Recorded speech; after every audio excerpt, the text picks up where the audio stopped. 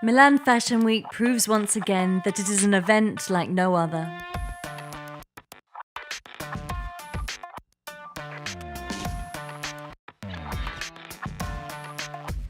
Milan Fashion Week has always been one of the most anticipated events of the year, and rightfully so.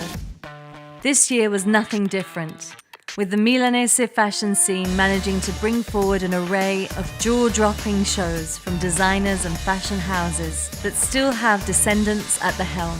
These included collections from Fendi, Prada, Etro, and many more, emphasizing the event's reputation of luxuriousness, and proving once again that this event is a family affair.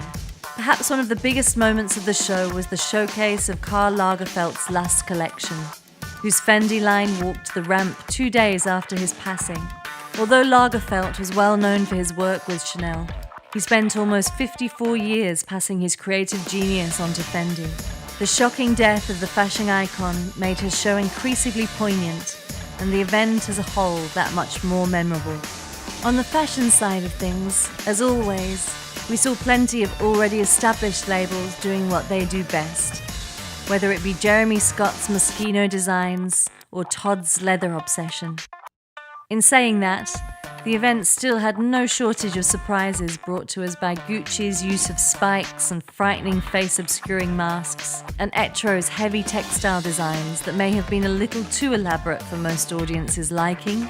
The spiky Gucci masks showcased on several models on the blindingly lit strobe light designs of the stage, emphasizing the darker theme of the event. This premise was further decorated by Prada's Frankenstein references, which saw designs related to the Mary Shelley Gothic romance, including Frankenstein's bride and the monster himself. Nicole Phelps of Vogue seems to think that Milan's top designers were channeling their feelings for anger, fear, and frustration when producing their new fall collections.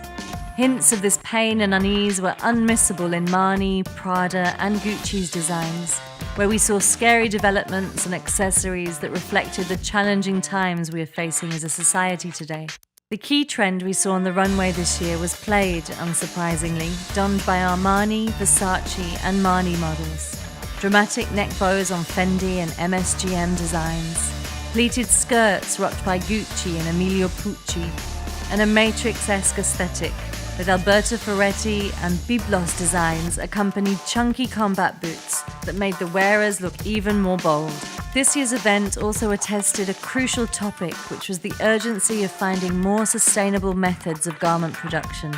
By inviting 7 design talents worldwide to create new pieces from existing materials, they called it the Next Green Talent Showcase. And given that the fashion industry produces 20% of global wastewater and 10% of the world's carbon emissions, this segment was a very important one to address.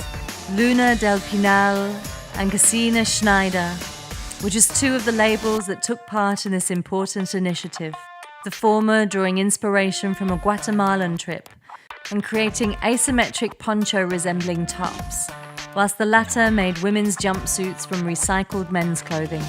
Improved diversity was another pleasant surprise at this year's Milan Fashion Week, with an increase in the inclusion of black models, which saw Adu Takesh, Binks Walton, and Anok Yai all walking for some of the biggest shows of the event. Considering that people of colour only made up less than 30% of models last season, it seems Milan is finally making commendable improvements in the area. Age inclusion was another standout at the event for bands like Etro, who invited iconic models Farid Kelfa and Violeta Sanchez out of retirement and back onto the runway. Another notable presence this season that can't be left unmentioned would have to be 90s supermodel Stephanie Seymour, who closed the Versace show. As always, Milan managed to cement its reputation as a location of spectacular opulence and luxurious designs. In saying that, although the event unfolded as anticipated and we saw huge labels do what they do best, there was definitely some pleasant and not so pleasant surprises that nobody was expecting.